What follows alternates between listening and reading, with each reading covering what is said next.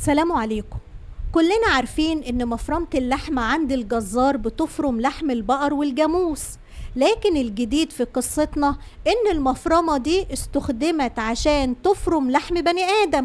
وهنا السؤال اللي بيطرح نفسه، ايه اللي يخلي انسان يوصل لدرجة انه يفرم بني آدم زيه في مفرمة اللحمة؟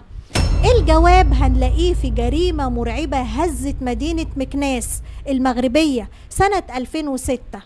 محامي ناجح ومراته اختفوا فجأة، وبعد أيام قليلة انكشف السر المرعب اللي غير كل حاجة.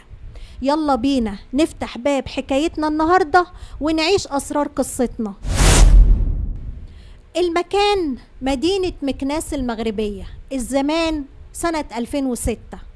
إبراهيم محامي شاب ناجح متجوز من ماريا، ست مثقفة ومتربية في نفس البيت اللي اتجوزت فيه.